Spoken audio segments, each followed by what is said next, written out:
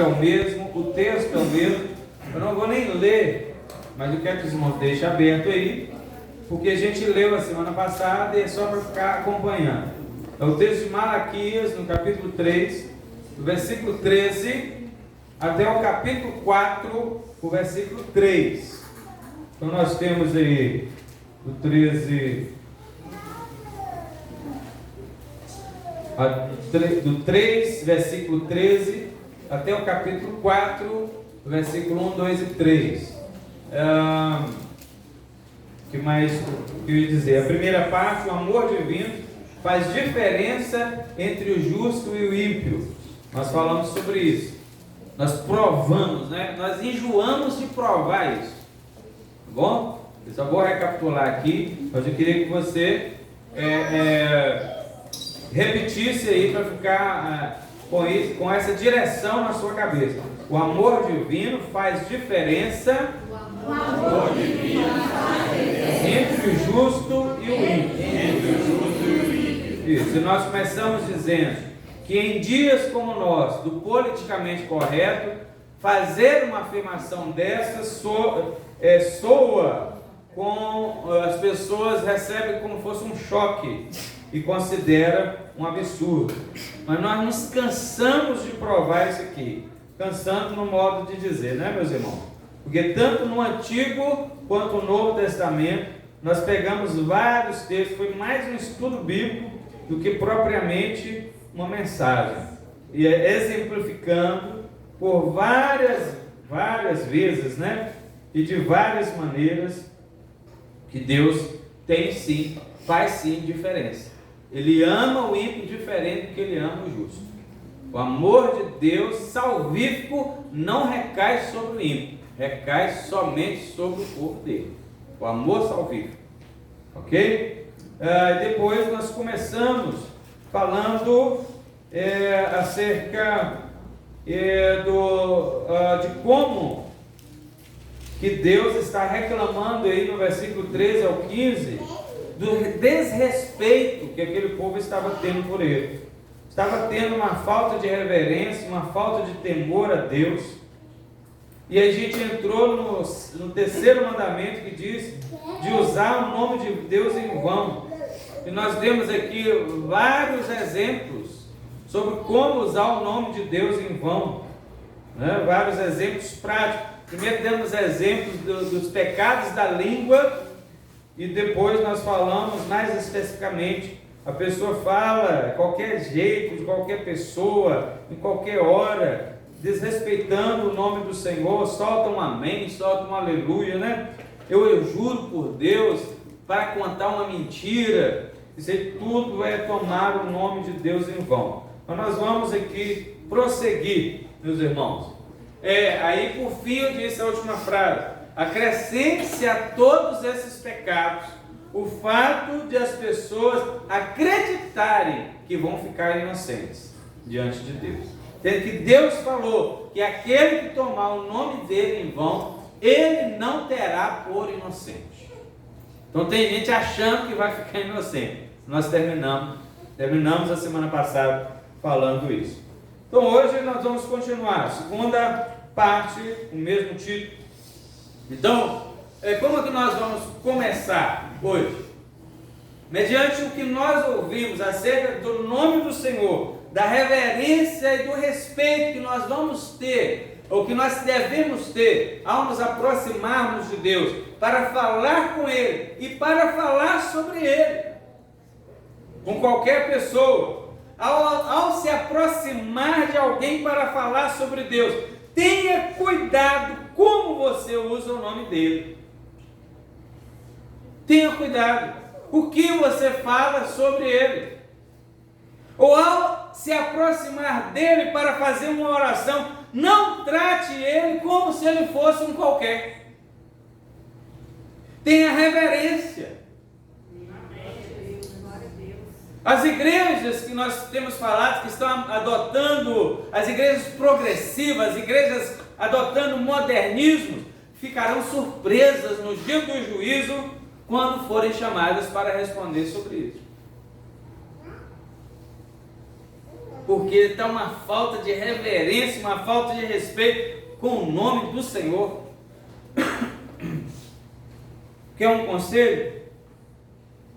Para começar, evite chamar Deus de você, chame Deus de Senhor. Para começar, esse é um princípio que vai te ajudar nas demais coisas. Os pregadores e cantores atuais que ficam dando uma de que são íntimos de Deus, na verdade estão desrespeitando a Deus. Bom, Deus sempre foi santo. Ele continua sendo. E Ele não declina isso para seu ninguém. Então o povo aqui do texto de Malaquias diz: o que temos falado contra ti?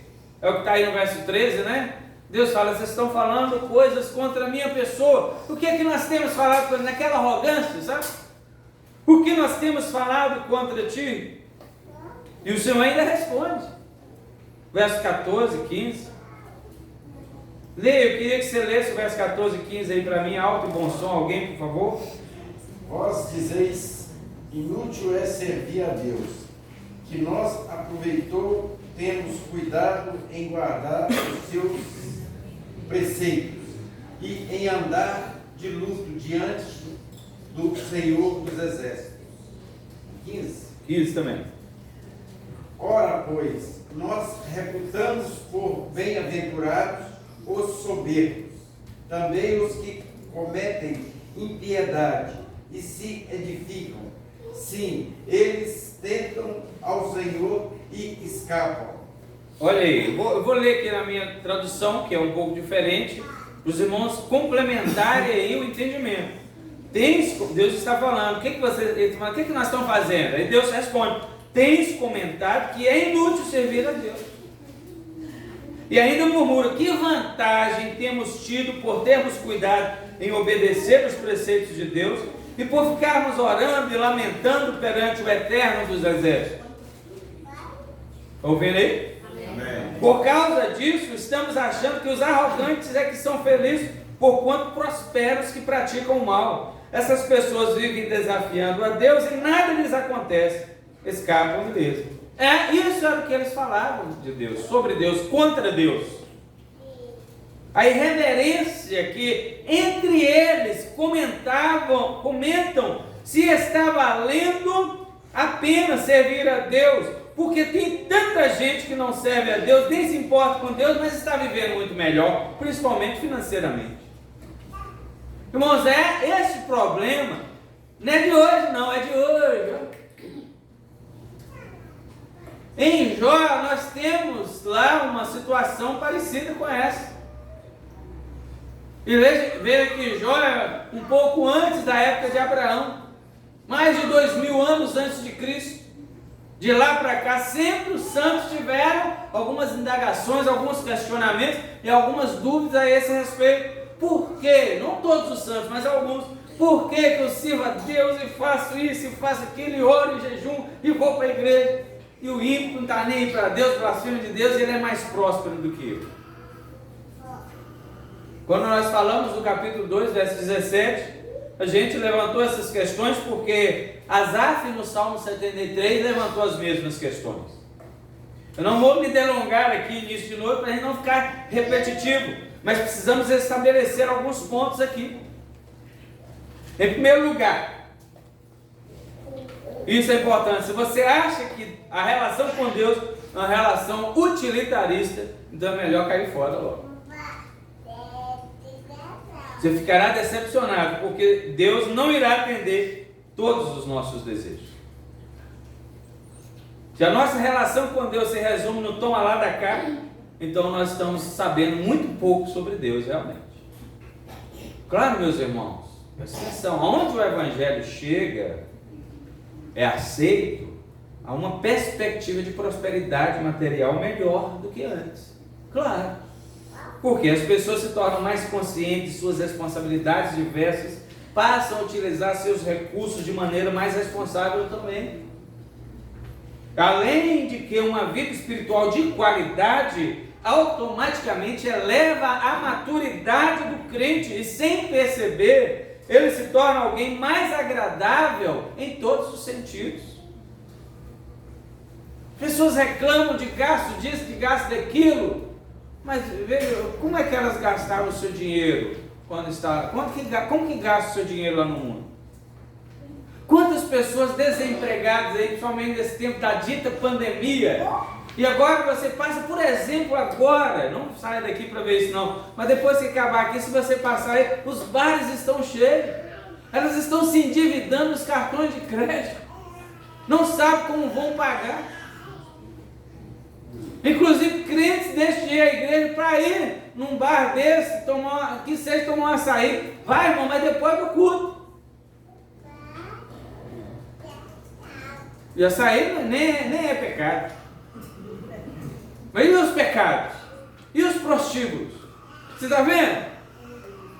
E a bebedeira? A gente que é música aqui tem um dos maiores guitarristas do mundo, que eu não vou fazer propaganda para ele, não vou falar o nome dele, mas alguns já sabem quem é. Ele não consegue tocar bem, rápido e bem se ele não estiver sob efeito de cocaína. Ele que falou isso. Não está vendo como que as coisas são? Então é claro que quando uma pessoa dessa, por exemplo, recebe Jesus, a vida, até financeira dela, fica melhor mesmo. Porque antes ela gastava com tudo e qualquer coisa que parecesse, que surgisse, não conseguia se conter. Então é natural que tenha sim, mas não é disso que nós estamos tratando. Eu estou só fazendo uma observação. E isso por quê? Porque Jesus buscou ela das trevas e trouxe para a luz. Em segundo lugar, o povo falar um negócio desse, que quem está lá é melhor do que quem está cá, que não está adiantando nada servir a Deus, só revela que esse povo não entendia nada do plano espiritual. E é assim mesmo. Quem não se importa com as questões espirituais, vive em função deste mundo material. E a situação é mais grave ainda, que a pessoa nem considera as implicações de uma fala dessa diante de Deus. É um absurdo, de fato, a pessoa falar que não vale a pena servir a Deus. Que crente falaria uma coisa dessa? Você não espera ouvir isso da boca de um cristão. Tem hora que você fica atordoado com o que sai da boca de alguém que se diz cristão. Vale lembrar que o texto de Malaquias estava sendo escrito para o povo que se dizia o povo de Deus. E o povo que se dizia povo de Deus, olha o que saía da boca deles. Não está muito diferente do que sai da boca de quem se diz povo de Deus atualmente. E olha que eu não estou dizendo os pecados que falei antes. Pecados da língua, né? Mentira, a fofoca, os palavrões, etc. Outros que eu já dei exemplo aqui. Eu estou dizendo que as palavras como as desse versículo mostram que essa pessoa é um tipo de pessoa que nem sabe quem é Deus. Porque ela não sabe nem o que está dizendo contra Deus. A primeira coisa que eu penso sobre uma pessoa dessa é: que gente tola. Que pessoa tola. Ganharia muito mais se não abrisse a boca. Provérbios 17, verso 28 diz isso. Até o estulto, até o tolo, quando fica de boca fechada, ele é considerado sábio. Porque tem gente que abre a boca só para falar besteira, né? Às vezes eu falo isso na cara, ó, quem conversa demais, como é que diz o ditado? Dá bom dia, acerta o indivíduo aí, não é? Mas a Bíblia nos diz isso em outras palavras. Até o tolo, quando ele fecha a boca, ele é considerado sábio. Provérbios 17, 28. Mas eu quero que você abra um texto comigo. Você vê a importância da gente ter sabedoria no falar. Nós estamos tratando disso. Eclesiastes capítulo 5, verso 1 e 2.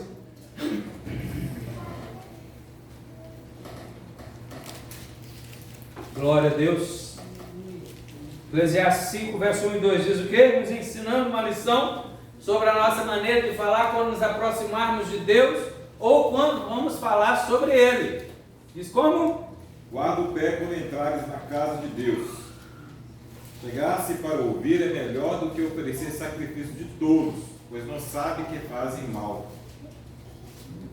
1 e 2. Não te precipites com a tua boca, nem o teu coração se apresse a pronunciar palavra alguma diante de Deus, porque Deus está nos céus e tu na terra. Portanto, sejam poucas as tuas palavras. Você está vendo aí, meus irmãos? Preste atenção nisso. E o que essa seção aí desse Eclesiastes nos ensina? Vou falar um termo em inglês aqui, soft religion. Essa religião leve, né? Macia, estamos vendo aí nas igrejas modernas, fácil, bem ao gosto do cliente. Sem compromissos, sem cobrança, leve. Uma doce e ilusória viagem com direito a massagens periódicas no ego. Hoje você encontra esse tipo de evangelho facilmente. Está muito fácil encontrar esse evangelho. Meus irmãos, para servir ao verdadeiro e único Deus é necessário temor e reverência de alma. Amém. Isso reflete no cuidado que nós devemos ter com as nossas palavras e as nossas ações. Amém? Amém. O texto nos mostra então que os comentários deles eram inconsequentes. No caso daquela época, o que aconteceu para eles falarem dessa forma? As nações ao redor de Israel começaram a ficar mais prósperas. E isso despertou a inveja e as murmurações deles contra o Senhor. Porque, na visão deles, Deus estava abençoando mais as outras nações, que não eram nações do Senhor, do que eles que eram a nação chamada nação do Senhor. No seu coração, então, começou um questionamento do poder e do amor que Deus disse que tinha por eles. Lembra lá no capítulo 1, verso 2? Eu sempre vos amei, o Senhor disse. E eles questionam: em que tem nos amado? Olha aí, duvidando do que Deus, da declaração de amor de Deus. Olha, irmãos, eu sei que todos nós passamos por fases difíceis na vida. Algumas tão difíceis que até nos perguntamos mesmo: onde está o Senhor? Será que o Senhor não está vendo? A gente se pergunta. Várias pessoas, vários homens de Deus ao longo da história, tanto da Bíblia quanto da história da igreja, sofreram tanto que chegaram a se perguntar isso. Será que o Senhor não está vendo, Senhor? Será que eu realmente sou filho de Deus? Há poucos dias eu conversei com uma pessoa, assim, top, sabe? Aquele padrão, assim, aquele paradigma para mim de crente, e falou que teve uma época que chegou a pensar nisso. Eu falei: meu Deus, nunca imaginei que uma pessoa dessa fosse pensar isso. Né? A gente se vê tão pequenininho diante de uma pessoa, né? Porque, é claro, a gente tem referências, né, irmão? A gente tem referências na igreja, com as pessoas cristãs, a gente tem referências. Mas você vê que todo mundo, muitas pessoas passam por isso. Mas uma coisa é você perguntar isso a Deus: Senhor, será que o Senhor não está vendo? E chorar aos pés dele. Isso é totalmente válido, irmãos, e não é pecado, porque isso é uma atitude de humilhação e dependência. Agora, você então aguarda ali uma resposta dele, você espera nele, porque você é dependente de Deus. Se Deus não fizer, quem vai fazer? E você fica ali: oh meu Deus, eu estou aqui, o Senhor que sabe, porque agora eu não tenho mais o que fazer. Quantas vezes a mesma pessoa já se perguntou isso, às vezes ao longo, né, da sua caminhada cristã, porque vários sofrimentos ela já teve, ela tem, alguns terão. Essa foi a atitude de Asaf que nós já comentamos. Isso não é murmuração. Quando você pergunta isso a Deus, isso não é murmuração. É uma indagação misturada com a disposição para o que vier de Deus. Senhor, tudo bem, eu não queria, eu estou sofrendo muito, o Senhor está vendo, eu não sei se eu vou aguentar, eu me entrego nas tuas mãos, tem misericórdia de mim. Nossa, isso aí é totalmente válido. Inclusive o verso 14 aqui, está aberto aí? O verso 14 até que foi lido, é quase igual o Salmo 73 lá, que a gente está falando de Asaf, o Salmo 73, o verso 13 e 14. Vê lá o 73, verso 13 e 14 para você ver. Foi feito inutilmente conceder puro coração e levei as mãos na inocência, pois de contínuo sou afligido a cada manhã, castigado. Está vendo aí? É igual o verso 14 de Malaquias 3. E o verso 15 de Malaquias também é igual ao verso 7 ao 9 do Salmo 73, desde agora, 7, 8 e 9. Os olhos saltam-lhes da gordura, do coração brotam-lhes fantasias, motejam e falam maliciosamente, da opressão falam com altivez, contra os céus desandam a boca, e a sua língua percorre a terra. Você está vendo que os mesmos questionamentos que Asaf fez, o Senhor está reclamando do povo, mas Deus não reclamou de Asaf, e Deus reclamou do povo, porque Asaf foi para a presença do Senhor.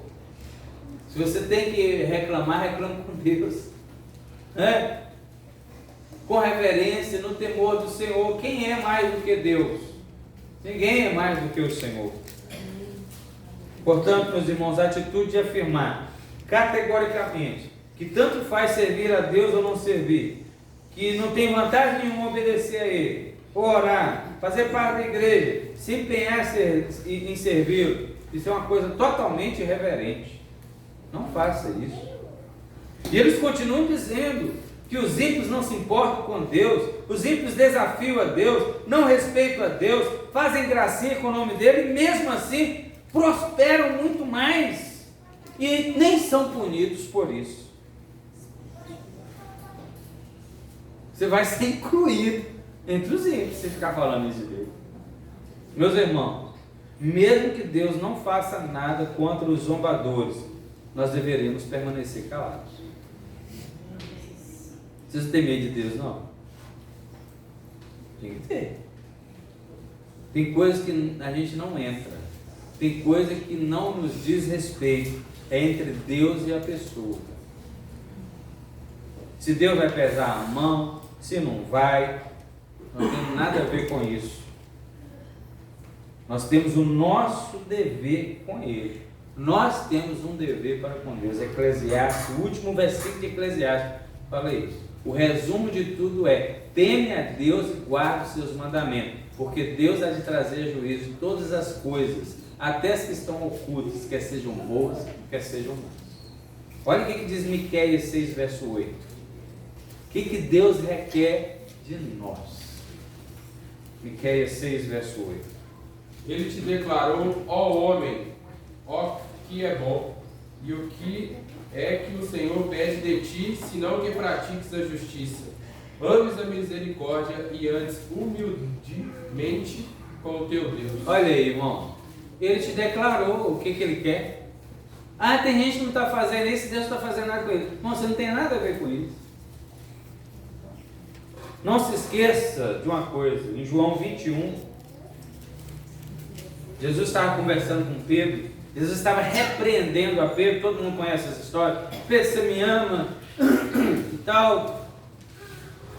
E Jesus repreendendo a Pedro. No final, Jesus fala, né, com ele algumas coisas, o que ele tinha que fazer. O verso 21 e o verso 22, lá de João 21. Aí ele se intromete na vida de João.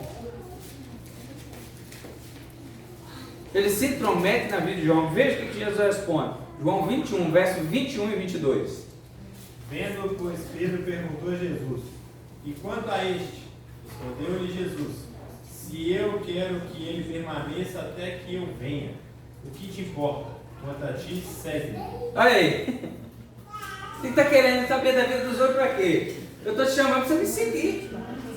Você está vendo quando a gente se intromete? Deus está tratando de seu negócio. E ele, Senhor, você não vai falar nada com ele, não é só comigo? Tadinho de mim. Deixa Deus lá com ele, porque Deus está falando com você. Vai se consertar com Deus. O que isso tem a ver com a vida dos outros? É isso que Jesus está falando. O que isso tem a ver com a vida de João? Deixa João para lá. Eu estou falando com você. Está vendo, meus irmãos? Então essas duas declarações, ou estas declarações, nos versos 14 e 15, não nos dizem respeito. Nós temos que ter a mente de Deus para não vermos as coisas como esse povo vive. Amém? Amém. Isso quando vocês falam amém, tá bom? Amém. Agora vamos ver a diferença daqueles que pensam certo sobre Deus, que está aí no texto. Porque eles também comentam uns com os outros sobre as coisas de Deus. Mas diferente dos ímpios que comentam contra Deus, o povo de Deus comenta a favor de Deus. Está aí no verso 16. Leia aí, por favor. 3,16 de Malaquias. Então aqueles que temeram o Senhor falaram frequentemente um ao outro, e o Senhor atentou e ouviu. E um memorial foi escrito diante dele para os que temeram o Senhor e para os que se lembraram do seu nome. Amém? Amém. Fala amém, gente. Amém. Presta atenção. Acorda aí, ó. Dá um cutucão que está dormindo do seu lado aí. Ó, meus irmãos, é tão proveitoso quando você vai visitar algum irmão e o assunto gira em torno de Deus, né? Amém. Como Deus é maravilhoso. Mesmo que a gente converse sobre tudo, os outros assuntos, todos os assuntos têm correlação ao que Deus pensa a respeito. Não é? Eu já disse para os irmãos sobre isso. Tem pessoas que você senta para conversar assim, você não vê a hora passar, não. Não é, mas semana começava aqui, pô, o irmão ficou até preocupado. Era mais de 1h da manhã. Nós estávamos aqui, e o som não vinha, não. Porque estava bom a conversa sobre todos os assuntos. Então, como que Deus pensa? O que Deus pensa acerca disso? Veja que o grupo dos desrespeitosos, dos irreverentes, tenta usar Deus quando lhe é conveniente. Não pensam nada certo sobre Deus, não falam nada certo sobre Deus, porque o seu coração está contaminado pela avareza, pela inveja, pela arrogância, pela incredulidade, pela insensibilidade e pelo egoísmo. E eu digo aos irmãos, esse tipo de gente não é o tipo mais apropriado para termos um relacionamento saudável, viu, meus irmãos? Que tipo de relacionamento se pode ter com alguém assim? Invejoso, arrogante, avarento. Um relacionamento limitado. Você não vai dizer, cortei com você as relações. Você não vai dizer assim, mas você vai ter uma reserva, você vai ter uma ressalva. Se é alguém do mundo, ainda dá você relacionar, porque você tenta, pelo exemplo, pela palavra de Deus, trazê-lo para as realidades espirituais. Mas se é alguém que se diz cristão, e é invejoso, é avarento, é murmurador, a Bíblia fala para a gente afastar dele. Quer ver? 1 Coríntios 5. Primeira carta aos Coríntios, capítulo 5. Leia o verso 9, 10 e 11, para você ver se eu estou mentindo. O que o apóstolo Paulo fala? Já em carta vos escrevi que não vos associeis com os impuros. Refiro-me com isto não propriamente aos impuros deste mundo, ou aos avarentos, ou roubadores, ou idólatras, pois neste caso teríeis de sair do mundo.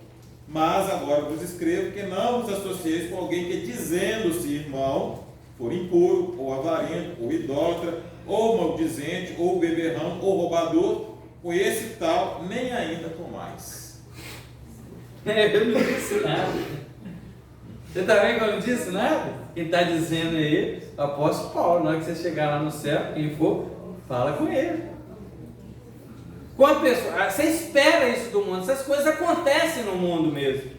A avareza, a arrogância, a soberba, a mentira, a prostituição, a bebedice, a bagunça, você espera. E não tem como você fugir desse mundo. Às vezes você trabalha com pessoas assim, você não vai pedir conta do seu serviço.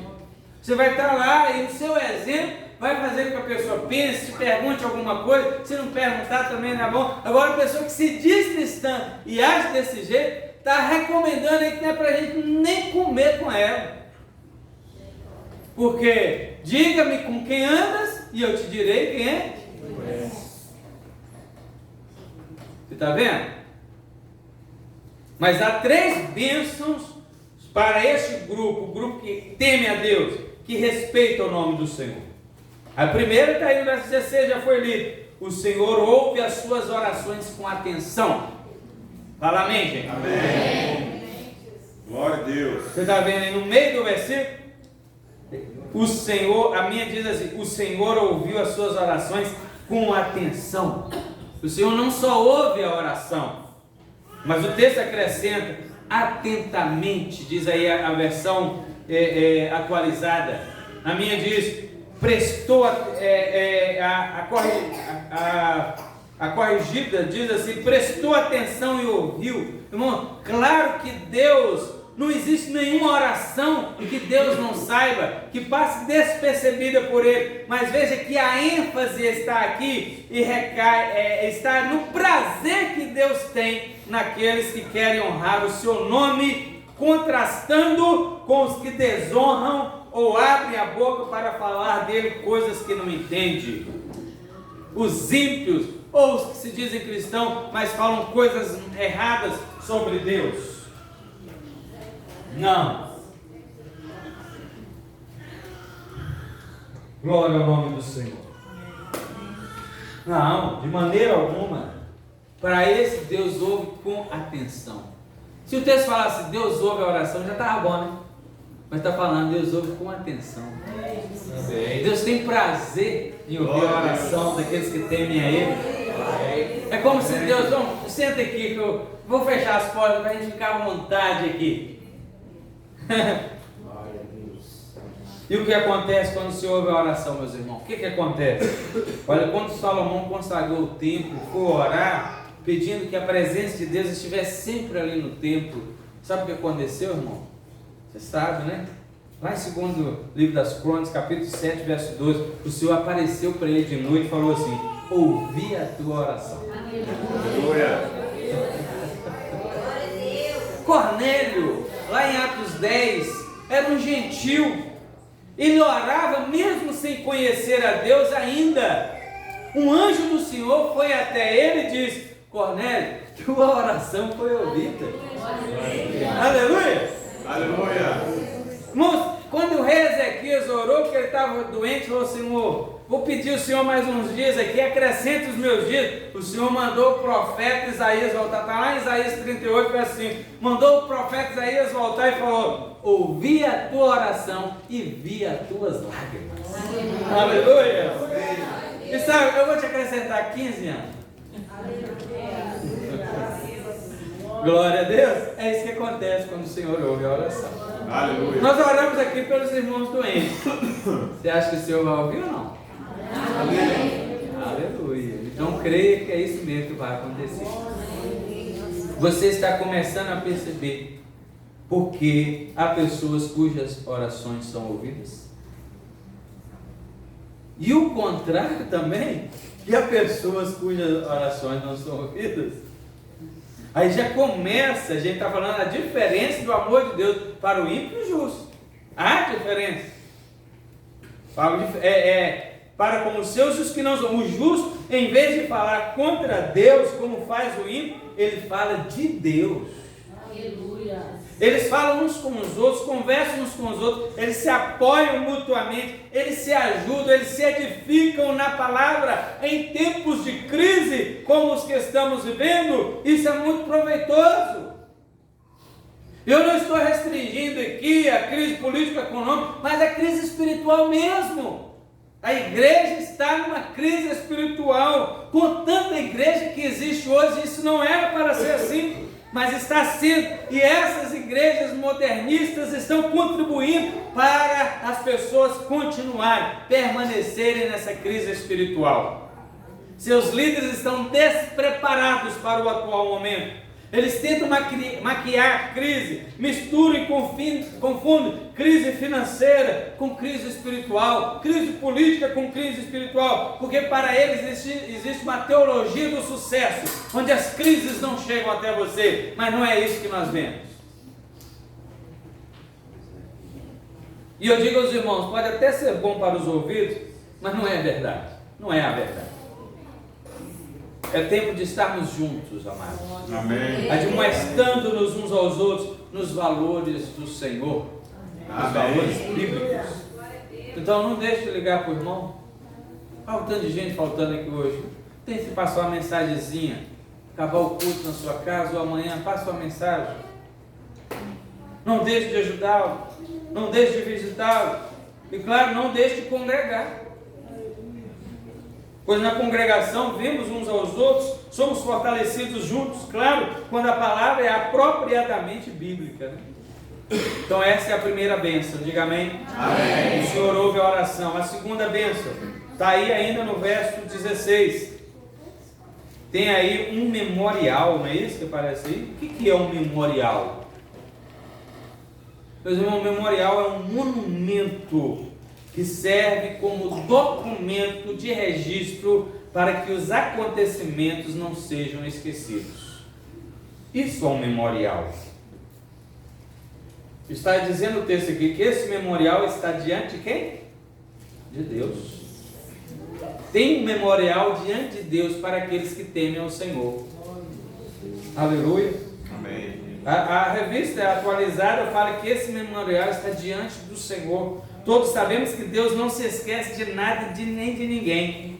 Mas às vezes o texto bíblico sempre se refere a ele da forma como se referiria aos humanos, para que todos possam entender a mensagem que está sendo transmitida. Os grandes reis do passado, vocês estão entendendo? Costumavam ter um livro de recordações, para que de vez em quando fossem levados até eles e lidos perante eles. Nós temos um caso desse no livro de Esther. Você vê que Deus é que guia todas as coisas. Nesse livro se anotava ali todos os serviços que foram prestados ao rei ou ao reino, quem prestou o serviço, né? Quando que prestou esse serviço. Em Esther capítulo 2 nós temos isso, que o rei não conseguiu dormir, mandou chamar alguém para o eunuco lá, o escrivão, para trazer o livro e ler lá uma parte, alguma coisa lá, abre em qualquer lugar. E foi escrito que, estava escrito lá que um tal de Mordecai descobriu lá um atentado, né, para o rei. E eles esse atentado foi frustrado. Eu falei, e o que fizeram com esse tal de Mordecai? Ninguém fez nada não. Eu falei, o que é isso? Está vendo, meus irmãos? É só para os irmãos, não vou contar a história, os irmãos sabem. Mas isso é um memorial. Está diante de Deus o memorial daqueles que temem a Ele. Deus não esquecerá que você teme a Ele, irmão. Deus não esquecerá do quando, do quanto e do como você fala sobre Ele. Irmão, Deus não esquece nem dos passarinhos, vai esquecer de tudo. Amém. Está lá em Lucas 12, verso 6. Preste atenção como que Lucas coloca essas palavras. Lucas 12, verso 6. Não se vendem 5 pardais por 2 moedinhas? Contudo, nenhum deles é esquecido por Deus. De quantos passarinhos Deus esquece aí? Nenhum. Deus não tem aliança com o passarinho, Deus tem aliança com você. Se Ele não esquece do passarinho, Ele vai esquecer de você que fez uma aliança contigo? Amém. Podia falar amém direito. Amém. E nem daquilo que é feito na sua obra. O que você faz na obra de Deus está lá no memorial, irmão. Hebreus 6, verso 10. Esses versículos eu estou insistindo que vocês leiam, para você ver que nós estamos provando biblicamente como que Deus é e como Deus faz. Hebreus 6, verso 10. Deus não esquece de nada, fica assim, ninguém viu o que eu fiz, nem o pastor nem importou, nem falou obrigado. Meu irmão, obrigado, né? Se alguém eu deixei de falar, com alguém obrigado, mas veja como é que está escrito aí, Hebreus 6, 10. Porque Deus não é justo para ficar esquecido do vosso trabalho e do amor que evidenciaste para com o seu nome, pois servistes e ainda servis aos santos. Deus não se esquece nada disso. Glória a Deus. Glória a Deus. Aleluia. Amém. A terceira bênção, nós temos que ler isso que eu falei, é uma promessa que ficará patente, nós temos Malaquias, aos olhos de todos no dia do juízo. Olha o verso 17. Essa é a terceira bênção para os salvos, tá bom? Leia aí. No dia em que eu agir, diz o Senhor dos Exércitos, eles serão meu tesouro pessoal. Eu terei compaixão deles, como um pai tem compaixão do filho que lhe obedece. Amém? Amém. No dia que eu agir, esse é o dia do juízo, o dia da ação de Deus é o dia do juízo. Mas está dizendo, em algumas traduções vai dizer, eles serão meu tesouro particular. Glória a Deus. Tesouro particular é o termo que está sendo usado aqui para descrever o valor do povo de Deus. Amém. Na verdade, o povo de Deus já tem valor, porque ele foi comprado pelo sangue puro do nosso Senhor Jesus Cristo, puro e santo. Mas isso perante o mundo não diz nada. Diante do mundo, quem é a igreja? Quem é você? Gentinha, pissuinhas chatas, gentalha, né? Como diz lá o Kiko, né? Vis, desprezíveis, não sabendo eles que Deus escolheu as coisas vis deste mundo para aniquilar as que são importantes. Nós lemos hoje de manhã, está lá em 1 Coríntios 1:28. Deus escolheu as coisas vis, desprezíveis, para tornar em nada aqueles acham que é alguma coisa, que é nós, que é a igreja. Mas isso só vai ficar claro mesmo no dia da vinda do Senhor. Amém. Esse dia já tem data marcada, viu, irmão? Amém. Atos 17, 31 que diz isso, tá bom? Capítulo 17, verso 31, tem lá a data marcada. Quer ler lá? Rapidinho? Quem achou primeiro aí, corrida bíblica? Porque determinou um dia em que julgará o mundo com o rigor de sua justiça, por meio do homem que para isso estabeleceu. E quanto a isso, ele deu provas a todos ao ressuscitá-lo dentre os mortos. Tá aí, o dia já está marcado, está escrito aí.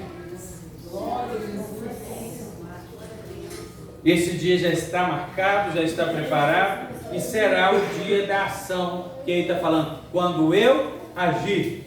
Amém? Amém. Nesse dia ficará provado que os justos sempre foram verdadeiros e que acusações dos ímpios eram todas falsas. Amados, os santos são as joias de Deus, tesouro particular. Eles são muito estimados e preciosos para o Senhor. Você, fala isso para o seu vizinho, você é precioso, preciosa. Fala assim, você faz parte do tesouro particular de Deus. Fala isso aí. Irmão, aleluia. Glória a Deus. Aleluia. Porque você é belo, com a beleza celestial. Comparando com eles, comparando com a igreja, esse mundo não passa de traste. Comparando com a beleza que Deus me deu. E há um dia, e que esse dia está se aproximando, em que Deus reunirá todas as suas joias. Hoje você pode ser jogado na lama pelos ímpios, mas o Senhor te recolherá entre tantas outras joias dele. Hoje vemos muitos santos desprezados, espalhados, jogados às traças, maltratados por este mundo. Nós estamos falando da igreja perseguida. Tem gente que está sendo preso, tem gente que já foi preso, tem gente que está sendo morto, está lá com fome, está lá sendo torturado, está lá com as suas pernas quebradas, porque eles colocam assim uma pessoa sentada, esticam as pernas e batem ali com paus até quebrarem as pernas.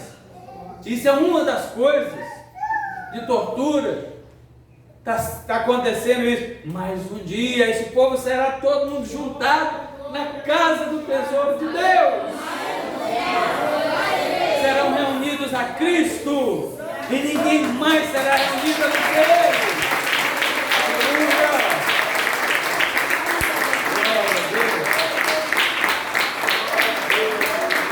Tesouro particular. Serão reunidos como pedras preciosas em uma coroa, serão reunidos como estrelas em uma constelação, e a sua santificação será concluída, serão perfeitos, sem qualquer interesse pelo mundo e pela carne, porque ele dirá: vinde, benditos de meu Pai, possuem por herança o reino que vos está preparado. Aleluia! Glória a Deus! Algumas vezes essas joias, né? Fico em dúvida, será que eu pertenço a Deus ou não? Às vezes as joias passam por essa dúvida, mas lá essa questão toda será esclarecida. Podem ter sido reprovados pelos ímpios enquanto estavam aqui, mas lá serão colocados no pódio da vitória eterna. São essas 3 bênçãos para os que não deixam de pensar e falar o que é certo acerca do nosso Senhor.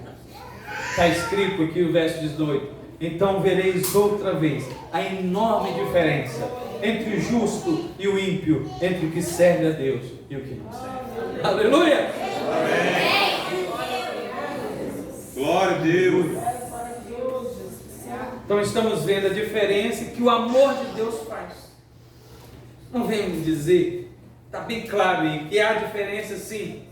Deus não faz, vou repetir o que eu falei semana passada, Deus não faz acepção de pessoas, porque gente de toda tribo, nação, língua e raça, homem, mulher, negro, branco, e faz parte do povo de Deus, que antes era só o povo de Israel. Então Deus não faz acepção de pessoas para escolher, mas Ele faz acepção de pessoas sim, depois que Ele escolhe. Você é meu, aquele lá não, e esse aqui eu tenho um interesse especial, um amor especial por este.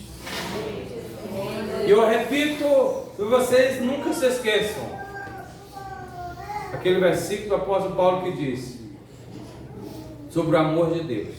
Nós amamos o Senhor porque Ele nos amou primeiro. Porque o mundo não ama a Deus? Não precisa nem responder, todo mundo já sabe. Glória a Deus. Então estamos vendo essa diferença. O amor de Deus faz quando as palavras tolas e proferidas pelos ímpios, apostas acerca de Deus, pois essas bênçãos apontam exatamente para a diferença que Deus faz para os que não são dele e os que são. O dia do juízo será o dia em que todos os pecados serão escancarados e nenhum apóstata vai poder correr. Está aí o versículo que nós acabamos de falar: vereis a diferença entre o justo e o ímpio, verso 18. Outra vez, porque o crente espiritual já vê essa diferença, mesmo que o carnal, o apóstata não veja, mas está escrito: vereis outra vez. Presta atenção, aqueles que falam contra Deus hoje terão de enfrentá-lo no dia do juízo. E o que eles vão fazer? Eles falam contra Deus hoje, eles falam mal de Deus hoje. O que eles vão fazer no dia do juízo, quando estiverem diante de Deus? Hoje eles blasfemam e prosperam. Hoje eles zombam e escapam ilesos, como foi dito aí na leitura. Você tome cuidado, meus irmãos, pois aqueles que pensam que o mal compensa, nesse dia do juízo vai descobrir o contrário. Jesus disse que não adianta ganhar o mundo e perder a alma. Não é? E a gente até já pregou sobre isso. O dia do juízo revelará que valeu a pena servir a Deus e esperar nele. Aí você verá se o politicamente correto hoje é o que é correto mesmo diante de Deus. Tudo isso no dia do juízo acontecerá. Os dois lados confirmarão se Deus tem preferência ou não. Eu acho que ao invés das pessoas se preocuparem em discutir se Deus tem ou não preferência, se Deus faz acepção ou não, elas deveriam se preocupar de que lado elas estão. Se é o mais correto, de que lado elas deveriam estar. Porque sem dúvida, meus irmãos, esse dia chegará. O que diz o verso 1 do capítulo 4 agora, que a gente vai passar para ele? Estamos chegando ao final. Pois eis que vem um dia e arde como fornalha. Todos os soberbos e todos que cometem perversidade serão como restolho. O dia que vem os abrasará, diz o Senhor dos Exércitos, de sorte que não lhes deixará nem raiz nem ramo. Aleluia. A minha diz assim: com toda certeza vem o dia. Atualizada, e essa que foi lida diz: eis que vem o dia e arde com a fornalha. Preste atenção, meus irmãos. Eu preciso falar algo sobre essa palavrinha eis aí. Olhar o dicionário, né, hebraico, parece uma palavrinha boba, mas é uma interjeição que demanda atenção de quem a ouve. Como se quisesse dizer: veja, olhe bem. E é usada principalmente para enfatizar a informação que se segue. Eis que. Ela está enfatizando para você prestar atenção no que vai vir depois. Ela também enfatiza a proximidade e o caráter imediato da situação. Não é uma palavrinha à toa, quando somente o Velho Testamento fala muito essa palavrinha, os profetas. Eis que assim diz o Senhor. Essa palavrinha nem precisava. Mas a atenção que deve ser dada é tanta, mas a coisa é tão séria que precisa colocar ela. Assim diz o Senhor, eis que. Então não é uma palavra à toa. Pode parecer, mas eu quero que a partir de hoje, quando vocês estiverem lendo a Bíblia, vocês prestem atenção nessa palavrinha, porque vai vir coisa depois dela. Vai vir coisa séria, coisa profunda e que demanda uma atenção especial. Quero que a partir de hoje você preste atenção nisso. Porque a continuação do versículo falou exatamente isso. O justo juízo de Deus sobre os que não serviram devidamente. A diferença citada entre o justo e o ímpio ali atrás, no verso 18, é completada com esse detalhe do derramamento da ira de Deus. Esses ímpios, insolentes, apóstatas porque tinham algum conhecimento de Deus, mas diluíram sua verdade, assumiram como modo de vida essa verdade diluída, e no fim das contas, uma verdade diluída é uma mentira. Uma verdade misturada com a mentira é uma mentira completa. Porque como é que você vai saber o que é verdade e o que é mentira ali? Eles serão como palha no fogo. Está aí o verso 1 que acabou de ler. Eles serão como palha. E todo mundo sabe o que acontece com a palha seca quando ela vai para o fogo. Deve-se totalmente a eles que isso lhes aconteça. Por causa deles mesmo. Pois eles se fizeram palha. Porque é isso que acontece. Aqueles que se opõem a Cristo se colocam como sarças e espinheiros e palhas diante de um fogo devorador. Não é isso que Hebreus 12 diz? Porque o Senhor é um fogo devorador. Eu não sei como que essas igrejas ainda estão aí abertas. O Deus bonzinho que nunca fica chateado. Enquanto que a Bíblia está dizendo, o Senhor é um fogo devorador. Eu acho que a gente tinha que entender disso. O pessoal tinha que ter medo disso. Hebreus 12, verso 29. É isso que está escrito. Só deixa marcado se você quiser. Porque está escrito aí no verso 1 que foi lido, no capítulo 4, que não vai sobrar nem raiz e nem ramo, irmão. Você está vendo a gravidade da situação, meus irmãos? Amém. Quando o Senhor está virado com o seu povo e estava para destruí-lo, todos nós sabemos que ele enviou profetas até cansar. Lá no Antigo Testamento, quantos profetas que Deus enviou para alertar o povo que eles estavam pecando, que eles estavam se afastando de Deus? Inúmeros. Lá em Jeremias tem uma expressão específica, vocês estão ouvindo? Amém. Eu estou terminando, fica calmo. Lá em Jeremias tem uma expressão específica que diz assim: começando de manhã até de tarde. Jeremias usa muito essa expressão.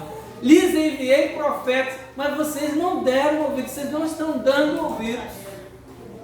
E cada profeta tem a sua peculiaridade para falar, tem a sua expressão para falar. Jeremias era essa. Então é como se o Senhor estivesse dizendo: até cansar eu lhes enviei profetas. Um desses, Isaías, agora, profetiza no capítulo 6, verso 13, que o Senhor destruiria sem dó. Mesmo assim, ele, por misericórdia, deixaria um remanescente, está escrito lá em Isaías 6,13. Achou aí? Pode ver? Mas se ainda ficar a 10ª parte dela, tornará a ser destruída, como o terebinto e como o carvalho, dos quais, depois de derribados, ainda fica o tofo. Assim, a santa semente é o seu tofo. Eu queria essa versão aí, toco. Eu procurei essa versão, não procurei muito, mas eu queria esse nome aí, toco. Então tá aí, achei. O que é o toco? Um remanescente, um resto. É o resto. Quando Deus ia destruir o seu povo, como destruiu, ele deixou um resto. Ele deixou um toco. Porque você pode cortar lá no toco, lá embaixo, mas você não tirou a raiz, daí a pouco ela começa a, vem as chuvas, ou ela está perto de um ribeiro, ela começa a brotar. Então Deus deixaria um toco, uns gatos pingados, como a gente gosta de falar. Mas olhe bem para esse versículo de Malaquias, irmãos: todos passarão pelo fogo e não sobrará nem raiz. Esses ímpios, tá? Não é a igreja não. A igreja, nós já falamos das bênçãos da igreja.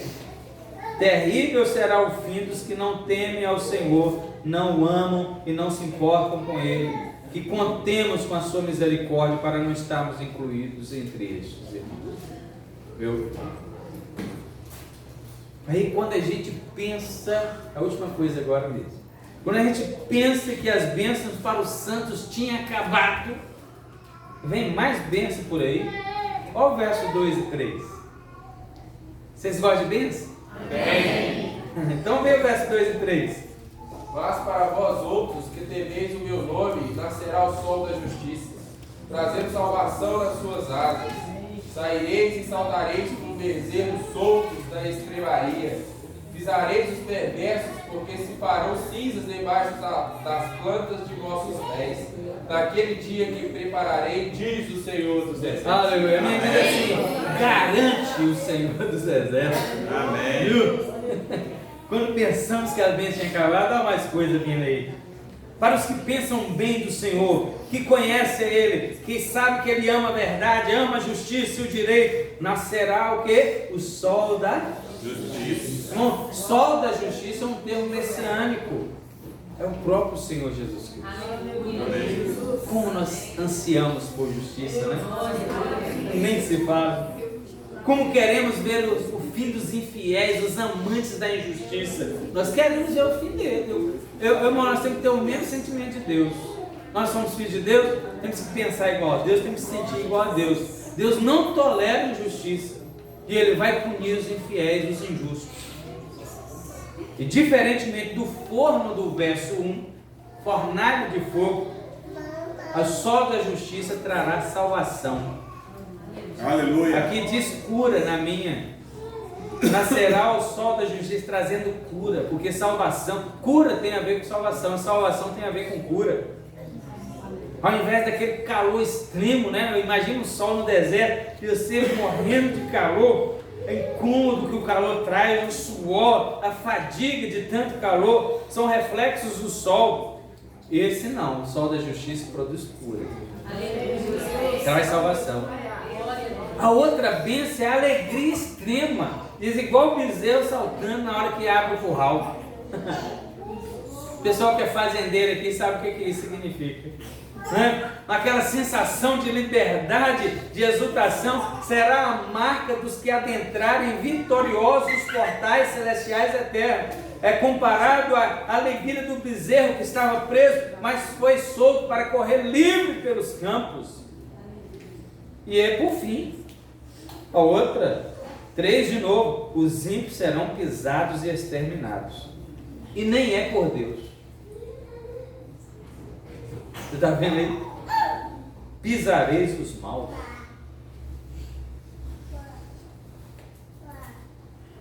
Mas é claro, irmãos, que é Ele que fará isso, né? A gente tem que pisar os outros contra a própria mão. Tá bom? Vocês vigiam, olha.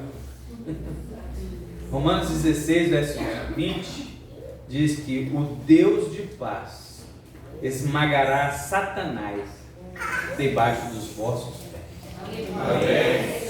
É Ele que faz isso, tá bom? Graças a Deus. Eu falei com os irmãos, você lembra que uns anos atrás o pessoal ficava pisa na cabeça do diabo, sabe? E hoje é o diabo que está pisado na cabeça dele. Então deixa Deus colocar Satanás debaixo dos seus pés. Vai chegar esse dia, eu mesmo vou entrar na fila umas 10 vezes. O Deus de paz fará isso. Ele esmagará Satanás debaixo dos pés da igreja.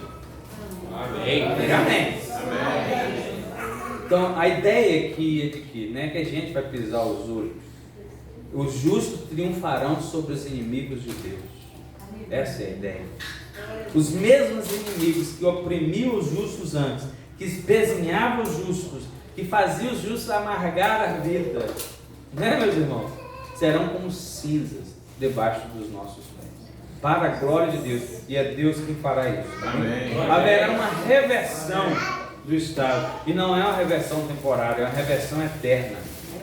Tem um significado de que haverá a vitória do bem, a aniquilação total da impiedade. A partir daí será um momento de comemorarmos o fim da impunidade, o banimento da impiedade, a extinção da perversidade e do pecado. Isso é ou não uma grande bênção. Amém. Sejamos então contados entre os grupos desses que anseiam pela chegada desse dia. Você está ansiando o dia da vinda de Jesus? Glória a Deus. Agora vamos concluir. Eu acredito que esse texto nos ensina bem claramente que falar e viver o politicamente correto é falar e viver contra Deus. Cuidado. Qual postura devemos ter em relação a quem ama o pecado e deseja que ele não se acabe? Não é? Porque tem gente que ama tanto o pecado que eu pensando, eu for para a igreja, tem que deixar isso, deixar aquilo. A gente às vezes conversa com gente sobre isso, que ama o pecado. Mas por enquanto é tentar lhes mostrar a oportunidade de sair desse caminho ilusório e se voltar para o verdadeiro Deus. O sol da justiça não só brilhará, na verdade ele já brilhou quando veio ao mundo. E Jesus disse quando veio ao mundo, João 8,12, eu sou a luz do mundo. Amém. Ninguém precisa viver em trevas o tempo todo. A luz raiou para que o caminho certo fosse mostrado e todos pudessem caminhar por ele. E vou terminar com algo que já falei. A maior preocupação que o homem deve ter não é se Deus faz diferença ou não entre um e outro. Acho que isso ficou bem claro.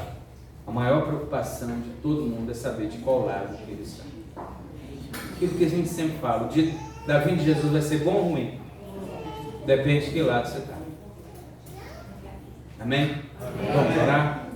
Fique de pé, nós vamos orar e agradecer ao Senhor por esse tempo que o Senhor nos concedeu.